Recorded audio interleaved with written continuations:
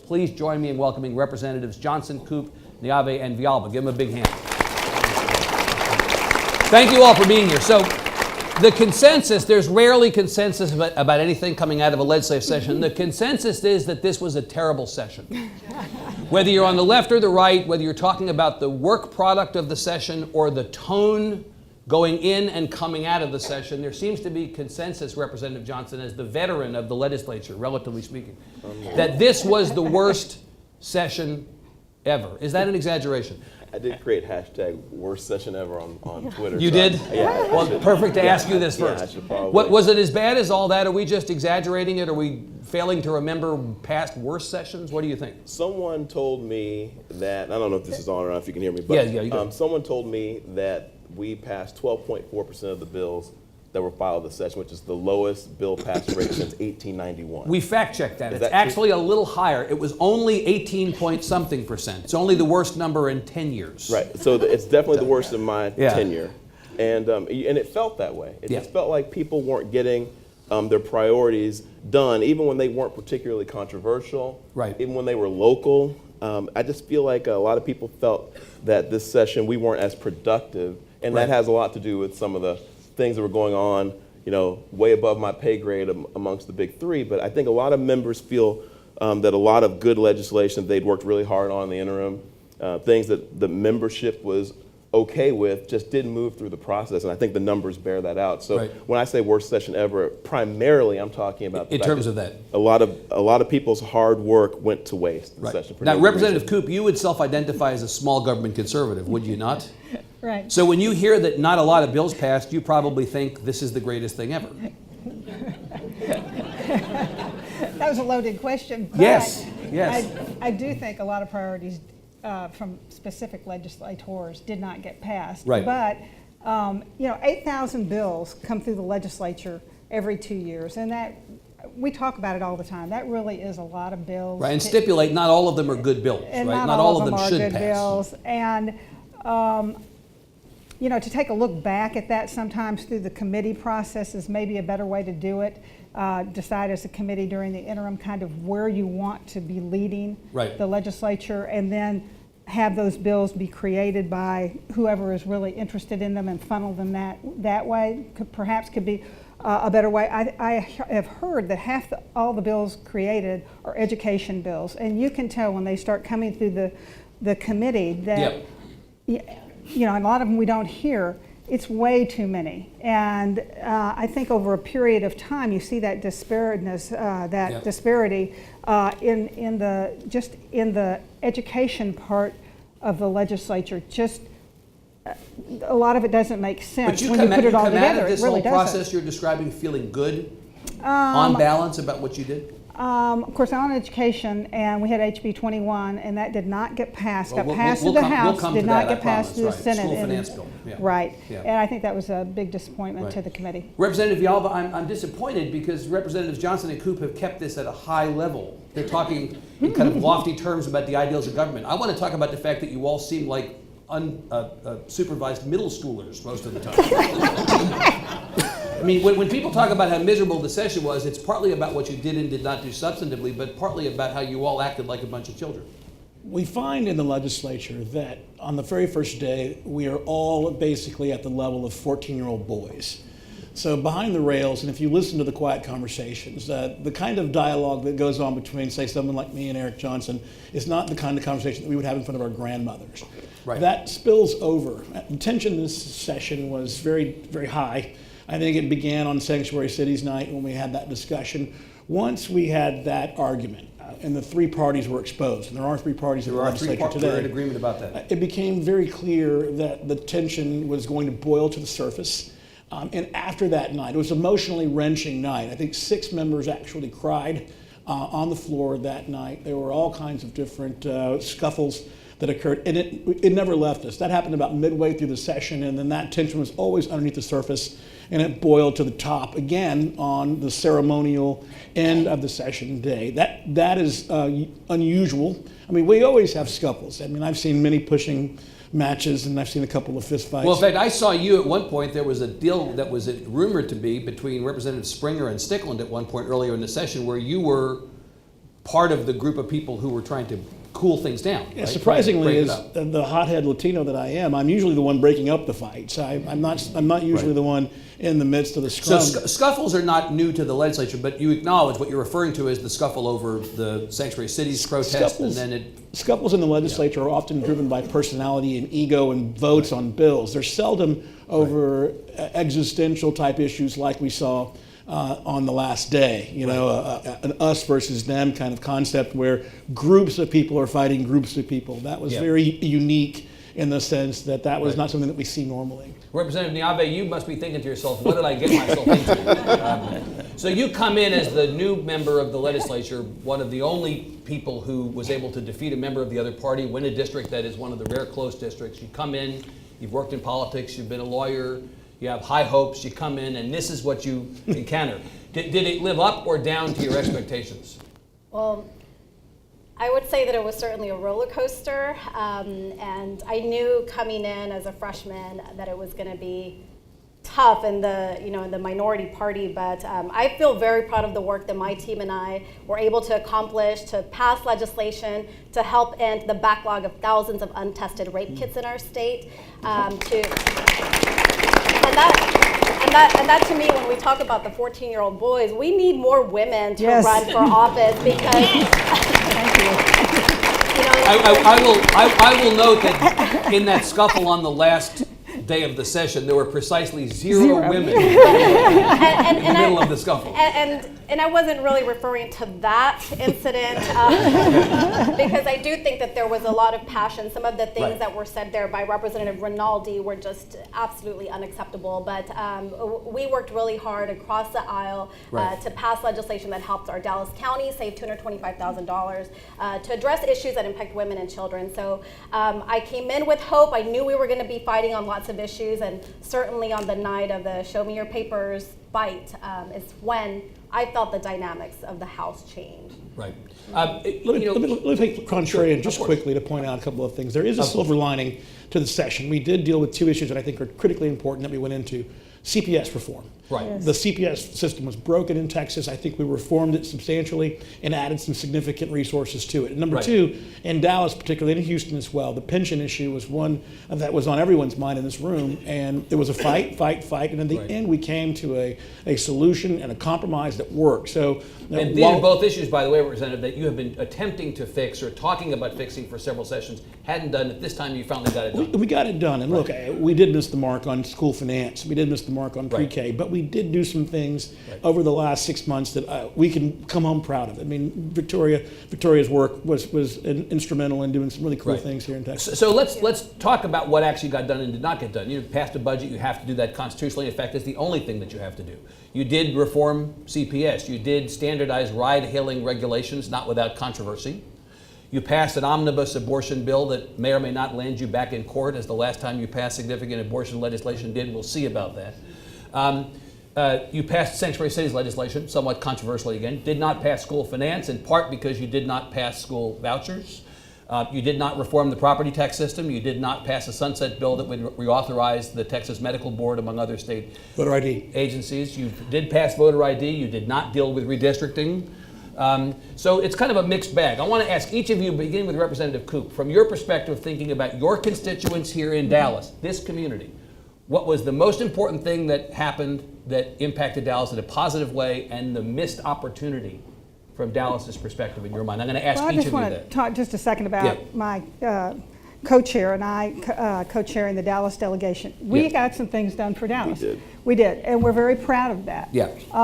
We knew that UT Southwestern funding had been cut in the Senate, and we came together as a delegation, and I applaud all of us for doing that. Even, I think everybody here came to the meeting at the Appropriations Committee, which never happened. Right, and higher ed, which was on the chopping block to a much greater degree, sort of toward the end of it, kind of came back from the dead, right? It was a good session for higher ed. So that happened. I mean, we did get a ride hailing that sort of mirrored the city of Dallas. We had Lyft come in and talk to our group, as a matter of fact.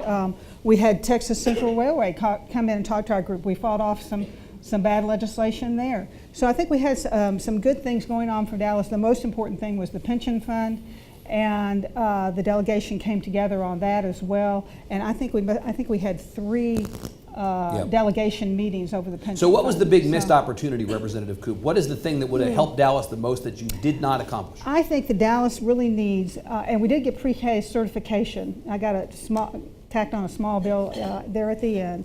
I do think we need more pre-K funding. We did get $287 million into the governor's budget for high quality pre-K. That included the funding that we already had in there for pre-K. I think that probably is, we need to continue to work on that. Right. And I think because between that and workforce development, those are the 2 things that will lift all of Dallas County up. And those are the 2 things that we really should be concentrating on next session as well. We got some in pre-K. We did a lot with workforce development, but we need to do more.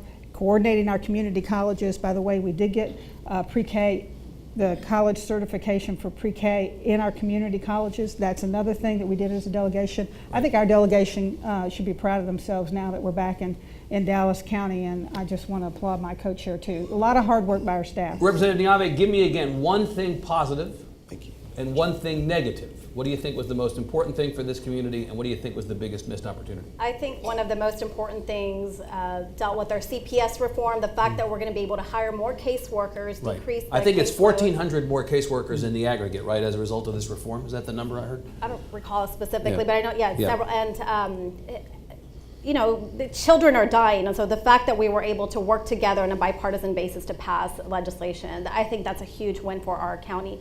The biggest missed opportunity, I really believe, it's the #1 issue that I would hear while knocking on doors, and that is our public schools. School finance reform, the fact, you know, our 3 school districts I represent, Dallas, Mesquite, and Garland, were all plaintiffs to the lawsuit that the Texas Supreme Court held our school finance system was deeply flawed, and so, you know. But not unconstitutional. But not unconstitutional, and so our House luckily was able to pass the first step, you know, towards addressing school finance reform that has not been addressed in years. And when partisan agendas are trying to push vouchers that would strip funding away, when I would hear from public school teachers tell me that they're working 2 jobs just to make ends meet. Right. And so it's very issues like that. I think that was one of the biggest missed opportunities that we were not able to pass school finance reform. Let me mouth the words of Lieutenant Governor Patrick in response, Representative Neave. We in the Senate were willing to offer you $500 million more in public school funding. We simply asked you to help kids with special needs through education savings accounts. Why do you hate kids with special needs? Why don't you want to? Look, the Lieutenant Governor literally put it that way in a press release. What problem does the House of Representatives have with kids with special needs? And why would you be so stupid as to not take an additional $500,000? Just pass the damn bill. That was what the Lieutenant Governor basically said to you. And I know that the Lieutenant Governor's priorities, as we've all heard, are bathrooms and vouchers and other issues. We as a House, I believe so many of us worked very, very hard to address the needs of our students. And of course we care about students with special needs. That's why we've been fighting to invest and fully fund our public schools, because we know that in 2011, $5.4 billion was stripped from our public schools, which is not okay. And we still haven't fully funded our schools, plus accounted for the growth. And so, I mean, it's, the Lieutenant Governor can spin it whatever way that he prefers to try to push his agenda, but I really think that we have to continue to work hard to fully fund and take care of our public schools. Representative Villalba, give me your good one and your bad one as far as the people you represent go. Well, #1 for me going into the session was pensions. I mean, Dallas was in a crisis mode if we did not fund our first responders' pension. It was broken for a number of reasons that you could be attributable to any number of the groups, but we had a real conflict. And when we started the session, there was no solution. The mayor's team and the first responders team, they were miles apart, and that really played out in the newspapers and on television. The mayor's still not speaking to me today. Well, but say it was also played out on your Twitter feed. Yeah, Because you were very critical publicly of the mayor and his team as they were part of this conversation all the way to the end. I was, and the reason is because we didn't have the kind of collaboration that we needed to come together to find that solution. Now, in the very end, the 11th hour, I think both teams did come together.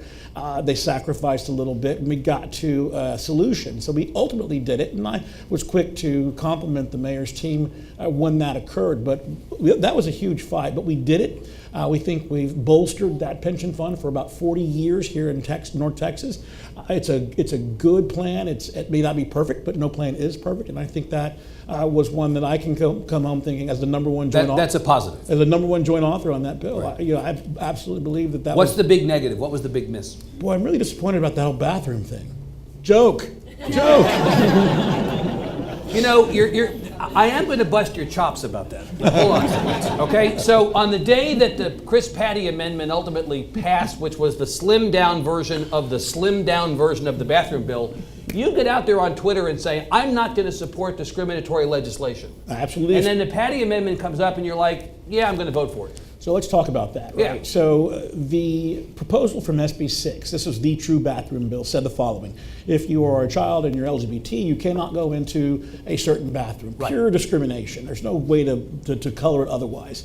An ameliorated version of that was by Ron Simmons, somebody from North Texas. From Carrollton. Good fella. And he Right. tried to mirror what they did in North Carolina to make it a little less offensive and basically say, look, we're not going to have these ordinances at the local level that say you can't discriminate. Right. So I get that.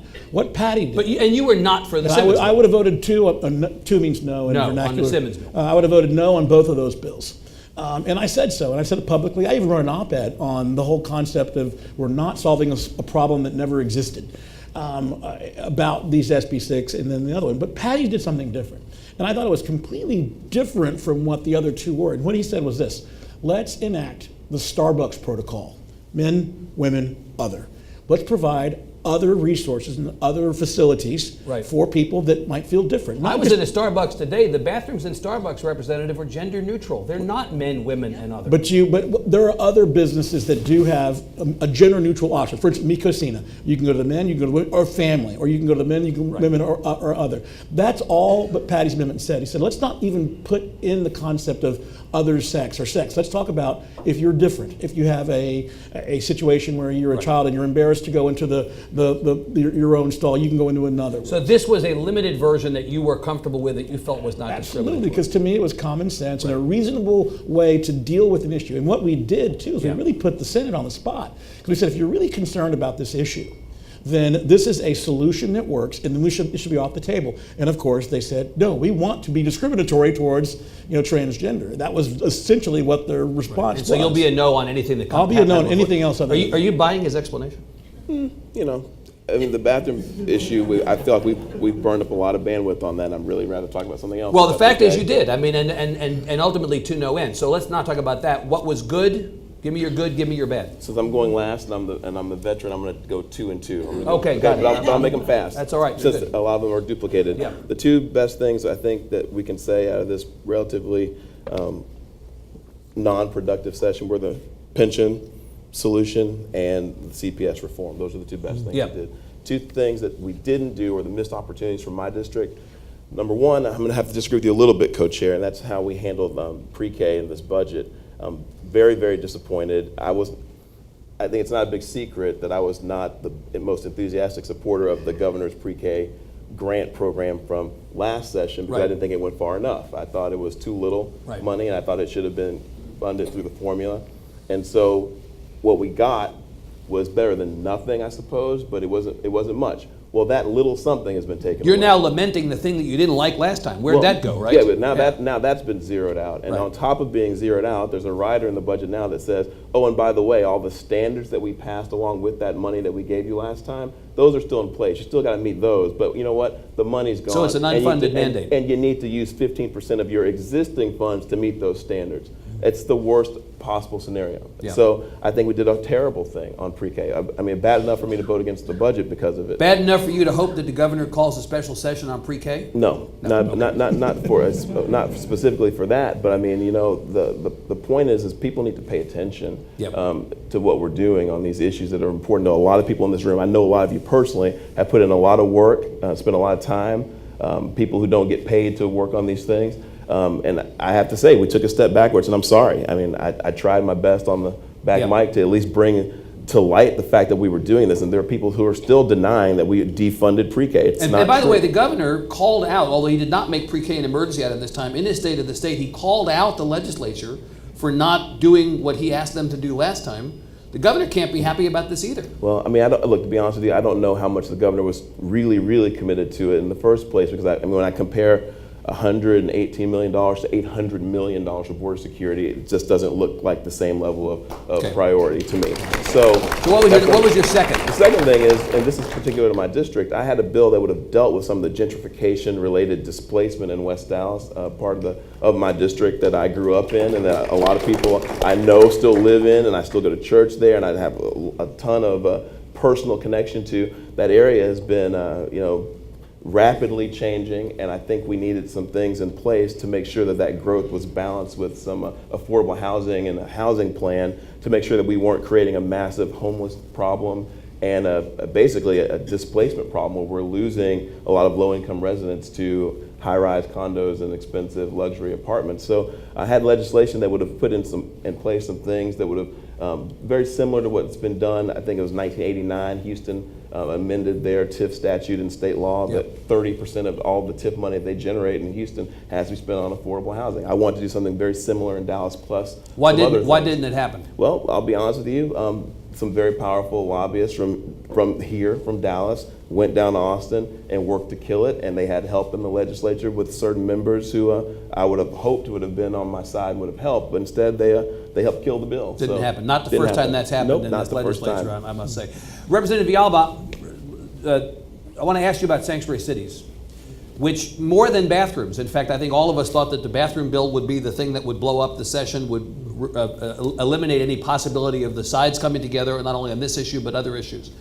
The night that you called out, or the day that you called out, indeed was the catalyst for so much of what we saw that followed. Are you surprised? Were you surprised, as a relatively moderate Republican in this legislature, though you say you're a conservative piece, moderate by the standards of this legislature, did you expect that this issue was going to blow up the Capitol the way that it did?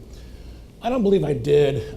We started that morning with Charlie Guerin's bill, right? So the bill that he put forward, I thought, was a reasonable version of a sanctuary cities bill. Similar to what you said on the bathroom bill, a slimmed down version of the Senate. Again, the House, being the adult in the room, was attempting to find a way to do something that would placate the far right, but yet also address an issue.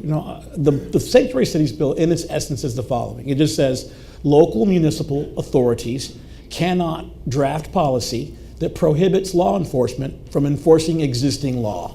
That's what it says, right? So that, to me, that's common sense. It's law and order. I'm okay with that. Yeah. The real debate became between the threshold of whether or not you could ask if someone is undocumented at the arrest level, which I think most people are comfortable with, right? If you've been arrested, you're in handcuffs now, you can ask, hey, look, are you here illegally or not? And if that's the case, then we're going to take you to... Now, what happened on the night of sanctuary cities is we lowered that threshold down to what's called lawful detention. What is that? That just means you've been pulled over. That just means you've been detained. Now, that's a pretty high standard still. I haven't been detained other than a traffic ticket in years. But that was the issue that incensed, I think, a number of people, and I'm sure Representative Neave will have some commentary on that. And I think that's what really drove that night. I think had we passed a bill that looked like Charlie Guerin's bill, I don't think the world would have blown up like it did, or the Capitol would have blown up like it did. A number of cities today, Representative Villalba, have filed suit. We now, San Antonio and Austin have joined El Cenizo and El Paso and a bunch of other communities around the state in suing over this. It was inevitable to do it. They say that all of you who passed this legislation are racist. Are you? Of course not. Look, I voted against lowering the threshold from arrest to lawful detention. The bill itself, I think now is flawed because of that lower threshold. I think we've seen that in Arizona with 10b-70. But not flawed enough for you to vote against it. I voted for it because in the end, in its essence, it's a law and order bill. Okay. Representative Neave, you may attack him like a spider monkey if you choose. We will not restrain you. Go ahead. Thank you. So first, let me say that this issue is very personal for me. My father came to this country as an undocumented immigrant. He's proud to be an American citizen. He started a small business. I grew up in Pleasant Grove, went to Ursuline Academy, and then went off to law school after undergrad.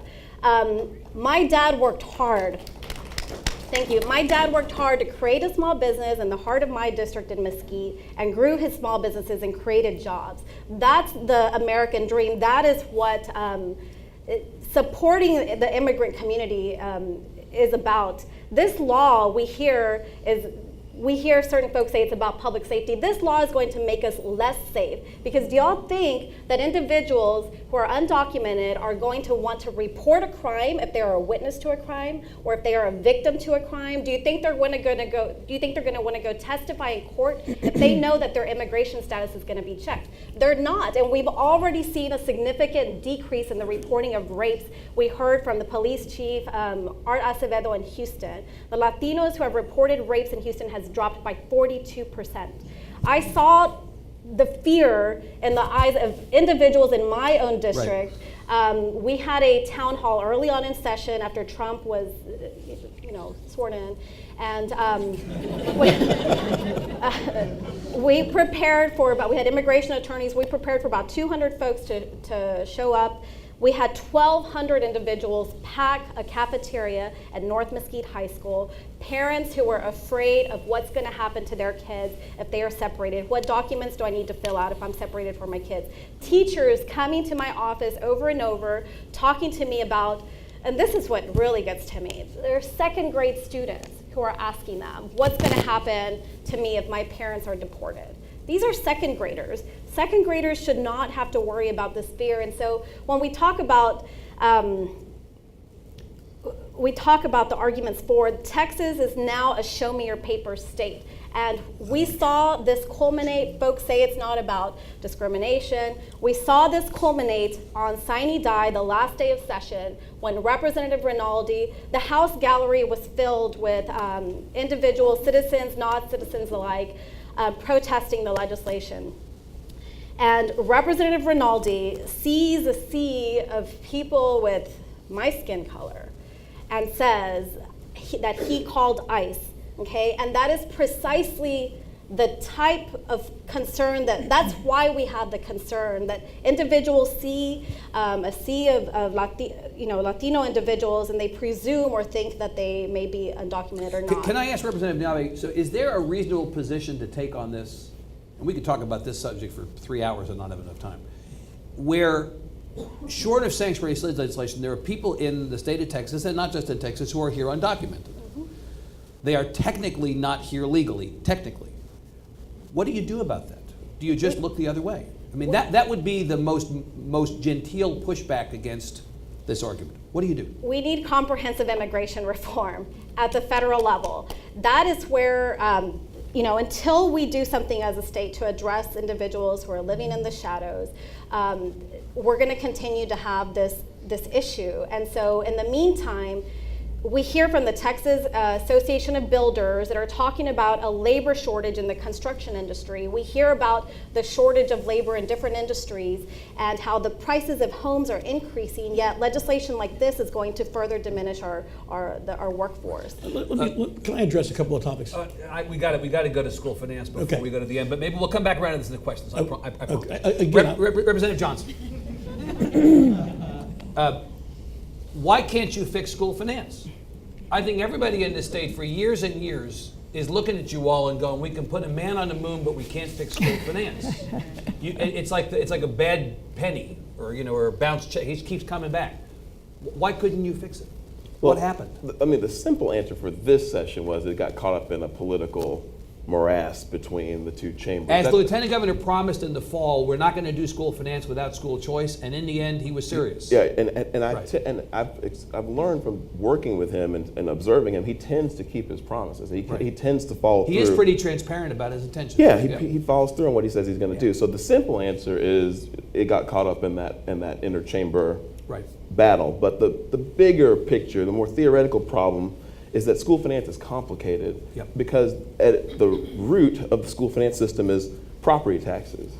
And we all know that property value is not distributed evenly across the state of Texas. I mean, certain property is more valuable than others. So the question is, how do you create an equitable school system where kids are being educated at a certain level across the board when not every community has the same property wealth to pay for it? And on top of that overlay, you have a state of Texas that is increasingly unwilling to put money into Right. the public school system. So if the lieutenant governor wanted you to do a modest program on school vouchers, modest, limited, in order to unlock additional funds for public school finance, why were you not willing to compromise? Right. Well, the problem from most people's perspective who oppose a wide-scale Yeah. school voucher program is that most people believe that starting with just this small group of special needs students is just the camel's nose under the tent. Right. It's the beginning of the end of the Of course, you postal could just system. not pass anything else going forward.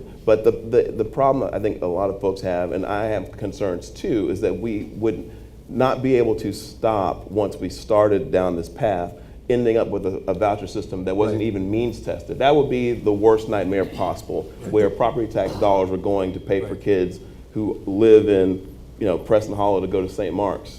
I mean, that's the worst possible scenario, and that's the far extreme. Representative Koop, Representative Johnson doubts his own discipline. Do you doubt yours? Could you pass a modest school voucher program and stop there in order to get more money for schools? Not in the House. You don't think so? No, Is I it don't. that you personally You- wouldn't vote for it, or the votes are simply not there? This- It seems like a math problem. The votes were not going to be The there going votes into were not this, going to right? be there. Yeah. I think you've seen the House say that we're for public education, Right. and that's the stand that we And took. that should be the position of the House. Right, and that unfortunately we couldn't get, actually by the time HB 21 was all done and said, it was like up to $1.6 billion Yep. that we were going to infuse into the education system. Plus, it started to address step by step how we're going to address school finance. We know it will take 2 or 3 sessions to do that. Right. And In fact, this Chairman was Huberty just- said this was going to be a process. Right. It's not all going to be fixed It this addressed session. ASETAR. By the way, there are schools that are going to close, school districts that are going to close because we don't have enough ASETAR money. That is a So you type- believe because you all didn't act on school finance, school districts will close? I think they're going to have an awful hard time. Period. You saw it in the paper this morning, awful hard time keeping their doors open. Some of them are going to be cut 38%. Right. And this is just a type of financing that went to schools that had high Yeah. mineral wealth, and then all of a sudden it cratered. And If the school district closed, Representative Koop, is there anybody who those residents of those communities should blame other than you? Why shouldn't they vote all of you out of office? I think what will probably happen is some of them will consolidate, or they'll try to live through this rough patch. Right. I think the House is doing everything they can to really understand the root problems of school finance. The way that we do our finances for schools is based on the backs of the property taxes. So when you see legislation come out that says we're going to lower your property taxes by some methodology, whether it be property tax caps or whatever, that really isn't the driver of your property taxes. The driver of your property taxes is the way that we fund our schools. Well, it's and also- it's until also the and fact that unless it's we can also figure that out, we yeah. will not be able to really get true property tax reduction. By the way, it's also right. a lot of people without health insurance and the uncompensated care costs being passed along to all of us in the form of property taxes, right? Well, I don't know that. I mean, aren't we all paying to some degree for the fact that we're not solving other issues as well? I mean, this is a complicated, yeah. it's a complicated conversation. Yeah. Before we go to questions. And the I budget, by the yeah, way, I mean, yeah. you can say whatever you want to about the budget, but the Appropriations Committee members, I thought under Chair Zerwas, did a good job of working with what we had to work with, because we saw a downturn. You went in with a very austere budget. Yes, You knew we you were did. going to do It was a difficult year. We're going to go to questions in a second, and somebody please give Villalba the opportunity to come back at St. Cities if you want, but quickly. Are we going to have a special session? Yes or no, and on what topics? Yes, on Sunset, but probably not until next month, August. You're prepared to sit here and say that politically it is possible for Governor Abbott to call them back and not have bathrooms on the call? I do not believe Governor Abbott will put bathrooms on the call. Taxes might make it. Bathrooms, look, if he answers to the bathroom call from Patrick, that immediately makes him subservient to the other chamber. I don't think he's going to do that. Politically, that would be very damning for him. But if the flip side is if he doesn't put bathrooms on the call, the grassroots is going to get at him like nobody's business. I think he's prepared to have that battle. He's very popular in the state and around the country because he's been very thoughtful and judicious, that's a good word for him, on how he approaches these issues. He doesn't make bold decisions because doing so makes you... So yes on a special and sunset only? Yes. Representative Neave, what do you think? Not say what you want, but what do you think? I hear that we are. Either way, I'm ready to go back and fight.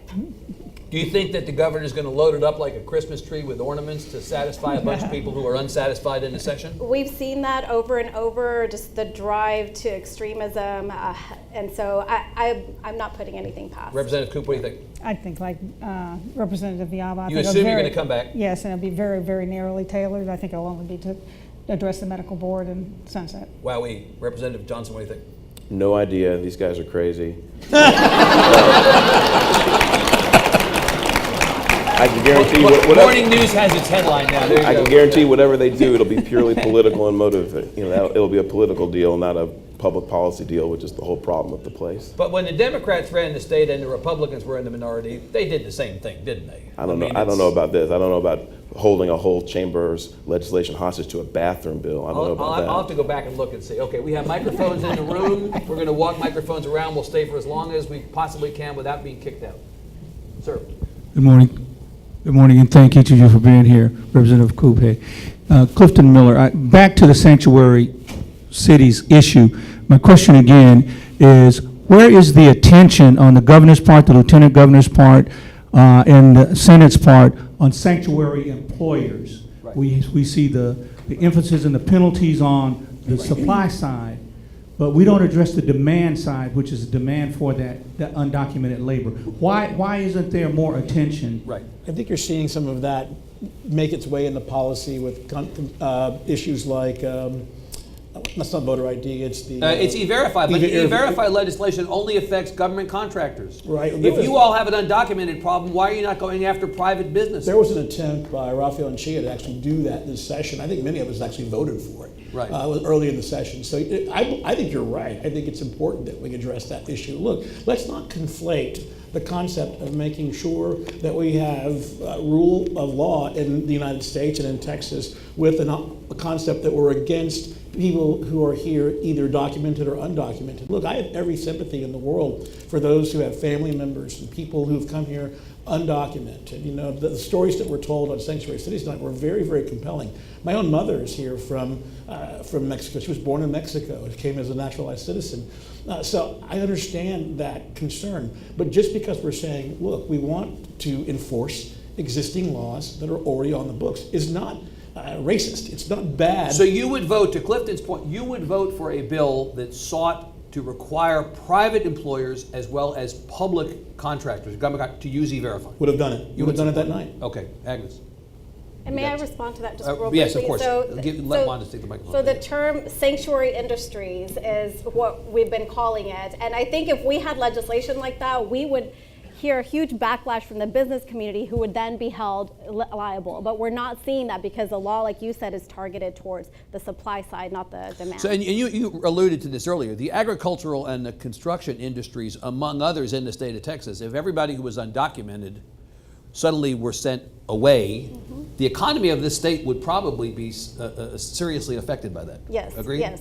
So that may be one of the reasons why we're not having private employers subject to this. Well, I think the response would be that at the federal level, it would drive comprehensive immigration reform. That's what would get the impetus for comprehensive immigration reform to get accomplished in Washington, is if we had a situation where business and industry were going to be impacted by this. And in the meantime, we're ignoring the pleas of law enforcement, who has told us that this is going to dilute resources, where they now have to check the immigration status of every person that they detain, and from our faith community. And so it's just... So we shouldn't enforce the law at all then? No, we enforce the law. This Why? is Texas. We have some of the strictest criminal laws, and I think we Let's all just have agree. open borders.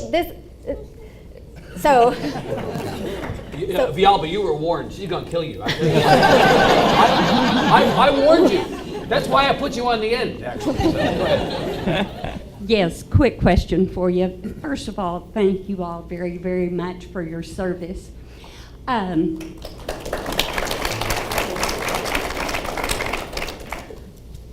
question is, will Anglos be asked to show our papers when we're stopped, because I could be illegal? So, again... Can I get somebody in on this end? Let me Yes, I'll address speak for the Wait, Anglos. I'd like Representative Johnson to speak. Representative Neave mischaracterized this legislation as show me your papers. This was a Rafael Anchia edict. He said, this is a show me your papers, Arizona style 1070. I'm going to pull you over and show me your papers. That's not what this bill says. That's exactly That's what it's exactly going to what the bill says, do. Yes, it Representative. has. What does it not- How does it not say that? Because lawful detention means you have to have done something, right, that would trigger a detention, number one. And number two, only if there is reasonable belief that you are here undocumented in some way would the question be asked. You as an Anglo woman, unless you spoke in a French dialect or something, there might be a reason for the police officer to do that. But generally, the answer would be no. You believe, Representative Villalba, that somebody who is Latino would not be asked for their papers just simply for being stopped? Absolutely not. No, I do not believe that. We saw Let Representative. me tell you, I know this because I'm Representative Latino Rinaldi and I've did. been pulled over. Yeah. I mean, look, they asked me for my driver's license. Okay. Sir, well, where's the next one? You got one over there? I just think it's good to get that out. That's fine. Whether it be sanctuary cities, whether it be the bathroom bill or tax reform, Right. It's an underlying public policy issue about local control.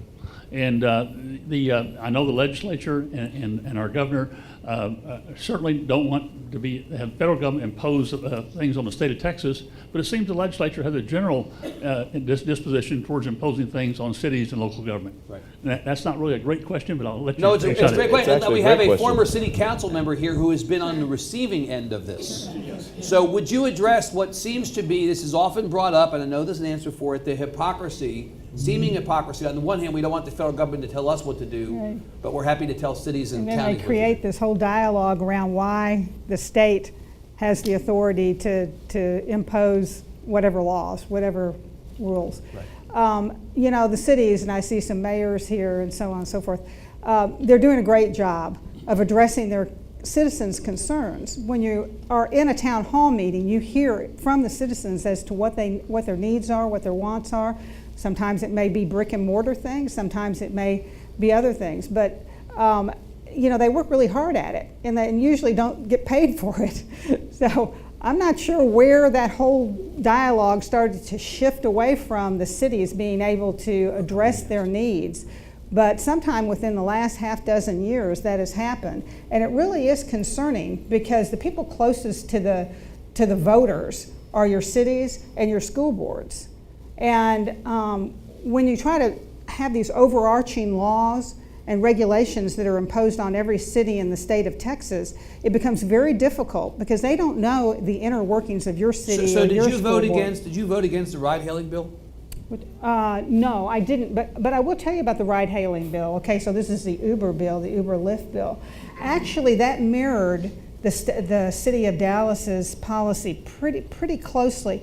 The issue with that is that if you were in the city of Dallas and you got Right. a license for Uber and you picked up somebody in a different city that didn't have a license, okay, you could bring them into the city of Dallas. If you were in the suburb and you were an Uber driver, you could bring them to the city of Dallas, but you couldn't pick somebody up in the city of Dallas and go backwards the other way. So that was a little bit there's an different. answer, but you just made a very reasoned case on behalf of local control, and then said, but you voted for a bill that Right. was against local control. Yeah, it's an interesting case because case by case, you see where some of these things Right. don't work. Did you vote against It's other te- bills that would remove local control during the session? I don't recall any. I mean, I don't know that we did any overarching ones. Okay.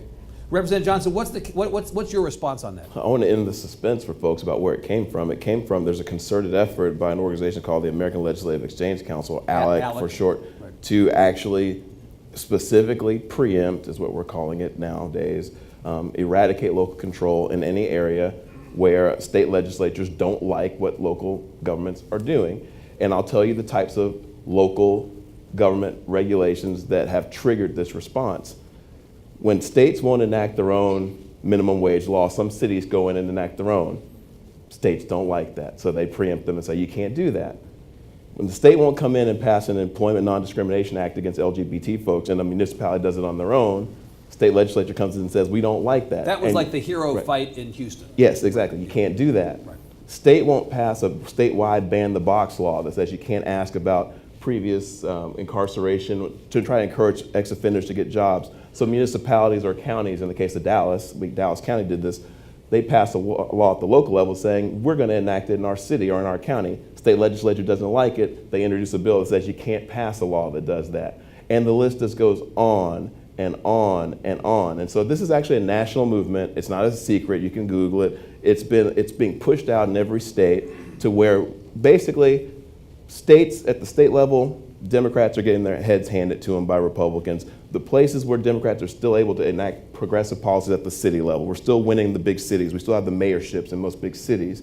And so the response to that has been, well, where we do have the power in the state capitol, let's just cut away all of the power of the local government. So that's what's happening. So, I mean, it goes down the line to, I mean, you name it, from, like I said, employment-related ordinances, Bag bans, fracking bans, all of that. tree setbacks. You know, the cities want to be able to control fracking in their borders and their city limits. State legislature says you can't do that. So that's basically what the fight is now. It's not about local control in the traditional sense. This is really about preempting progressive legislation where mayors have taken it upon themselves to do things that the state legislature won't do. Yes, did you have one in the back? It's just a fact. Sir. Jason, how do I pronounce your last name? Villalba? Villalba? Villalba, just the letter V and then Alba, like the old drink mix from 77. Okay, Representative Villalba, in October 2015, you stated that Senator Bernie Sanders was a Democratic socialist and Democratic socialists are Nazis. I worked pretty heavily on his campaign. I've had the opportunity to meet him several times. I want to ask, do you think I'm a Nazi, and do you think he's still a Nazi? Well, PolitiFact showed that was the biggest lie of the entire year of 2015. I'll say the this. Nazi part or the you said it part? Oh, the Nazi part. It was a meme that I picked up online. I thought it was silly and goofy. Look, I am it's not uncommon for me to sometimes say things on Twitter that I might regret later on. So as a person that's been able to say some things out loud that probably weren't appropriate for that medium, I never really assumed that many people are watching Twitter, which is why I'm so openly candid on that medium. Yes, no one's on Twitter. So it's not like a room like this where if I said hope something that's like not that. PolitiFacted. So look, I always look at Twitter and Facebook as a way to sort of show a little bit about me as a person, who I am, what I'm about. That was a joke. It was ridiculous. It was wrong. I apologized to a number of people for that. I apologized to you personally. No, you were not a Nazi. It was ridiculous for me to include that on a Twitter feed. And look, I shouldn't have done it. I've learned my lesson. My friends at AIPAC and other places have read me the riot act on that. But look, we're humans, and we say silly things. You know, this goes back to Rinaldi.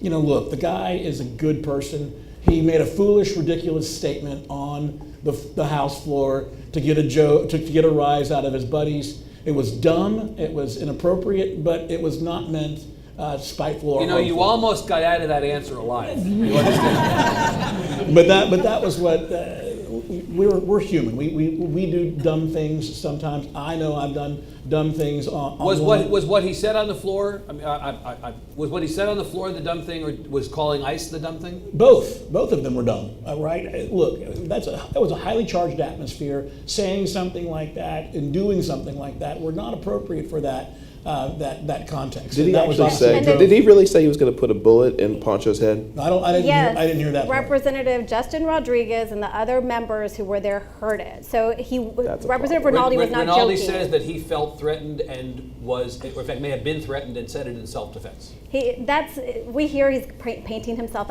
as a victim. What we heard from Representative Romero and others who were there present. Representative Romero had his hand on Representative Blanco's shoulder. They were looking up at the gallery, admiring the peaceful protest, and which is when Representative Rinaldi came up and said that he had called ICE, and they said, "What?" And he said, "Yes, I called ICE on them, F them." Okay, so that's no joke when you're serious, and he specifically said he did that. Oh, so that's not how I recall it, but that's what the representatives have stated. Sir. It's also another part of the Sanctuary Cities bill, which includes campus police. You know, a lot of people forget Texas was one of the first states to enact the DREAM Act and provide in-state tuition for undocumented folks. And we have a number of international schools here in the Metroplex, UTD, UTA, SMU, UNT. is we have a lot of students to the point of like who's going to be asked for their papers. We have a lot of students, we have a lot of international students. And so the question is, how do we justify this to have campus police as a part of the Show Me Your Papers legislation? Your Representative Koop, what happens in the university It's an interesting question. Governor Abbott said, I believe, before this bill passed, correct me if I'm wrong, that he would deny state funding to campuses that chose to be sanctuary campuses. Yeah, it's an interesting question.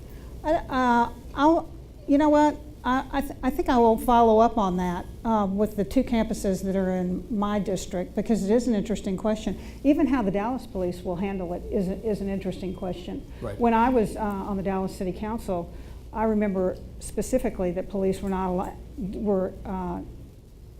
it isn't that they weren't allowed to ask people, but they were encouraged not to ask people if they had not broken the law. Simply because they get a lot of information from folks, especially in apartment complexes and so on and so forth, when they develop a relationship with them. Okay, and so when they feel comfortable, no matter what nationality you are, when they feel comfortable with the police coming in and talking to them about crime in their neighborhoods, they get the best type of intelligence. Right. So that is a very interesting question, though. I'll ask that of our The 2 fact campuses. is, Representative I do not know the Johnson, answer students on college campuses, undocumented, private colleges or public universities will be subject to the same. It's interesting. Right? That's my understanding. Under this law. We'll take another one in the back. And Agnes, you'll just tell me when we have to stop. This is the last one? Last one. Okay, this will be the last question.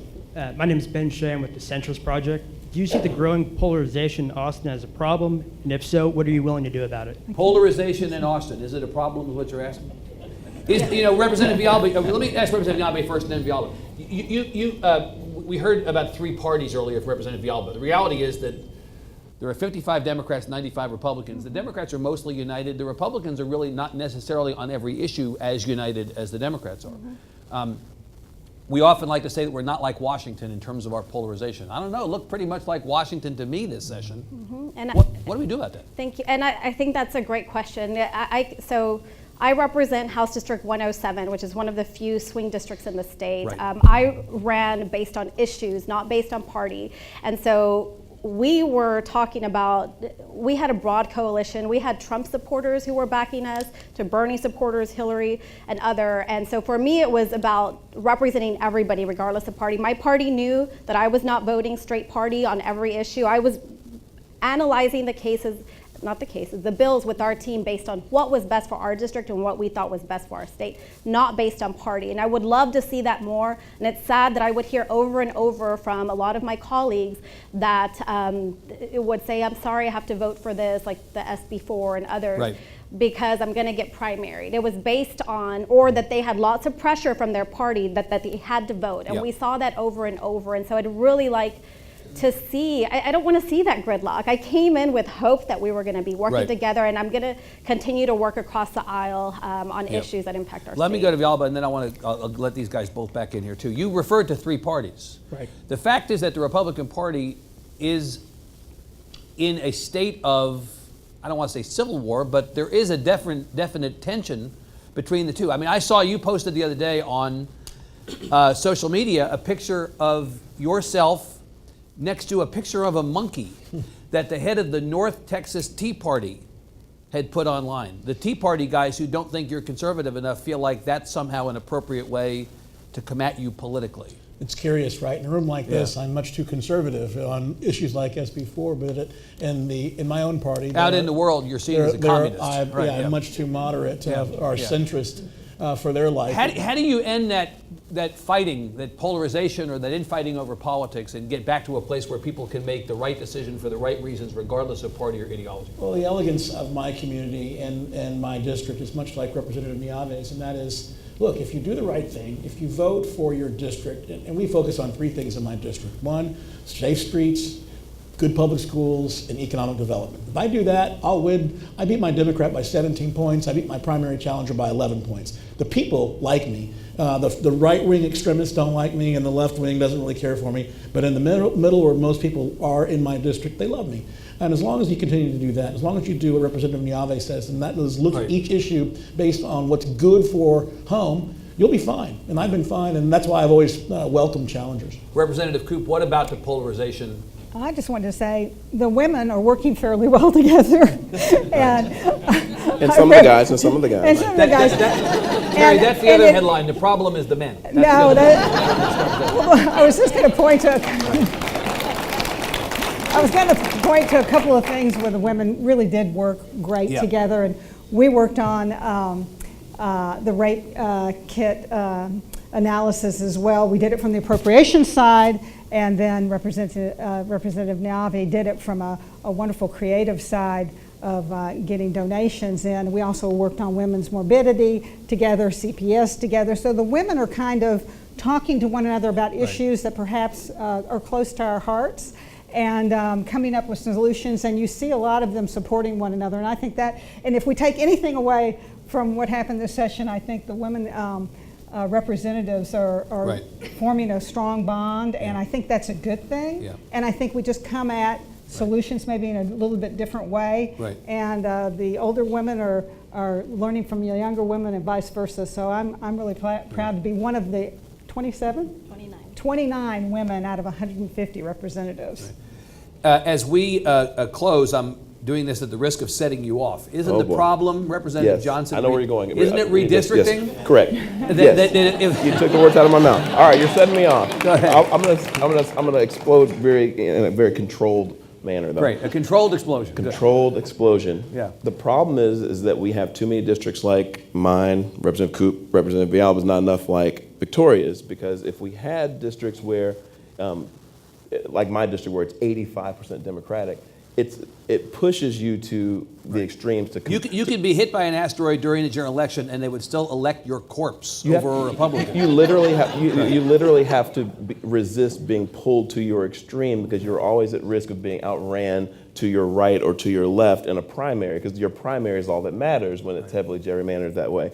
The result is a polarized legislature where people aren't really thinking about the policies that are being presented to them, and not really listening to what the person at the front mic is saying. They're looking down at their scorecard. They're obsessed with how this is going to play out in their next primary, and they're not thinking. Case in point, perfect example, I had a bill this session that would have put in a civil penalty for failing to report when police officers are shot and killed, or when civilians are shot and killed by the police. Very common sense measure, supported by law enforcement, supported by the Attorney General, not a single witness against it, unanimously voted out of committee.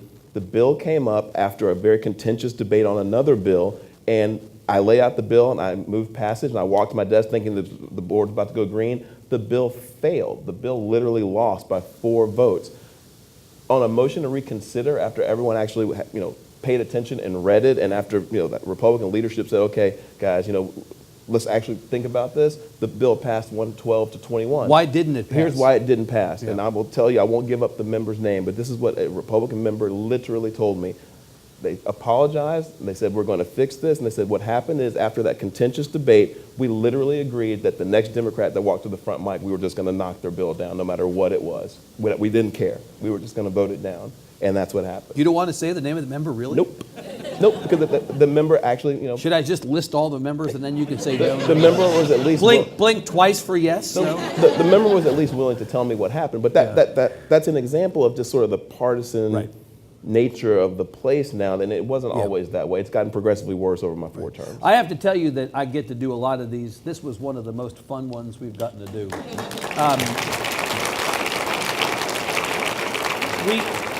Whatever we don't agree on, let's agree that we're fortunate to have thoughtful members in the legislature. Please thank Representatives Villalba, Neave, Koop, and Johnson. Thank you all very much for being here. We'll be back, and we'll see you again. Thanks a lot. Thanks to CFT for having us. We appreciate it.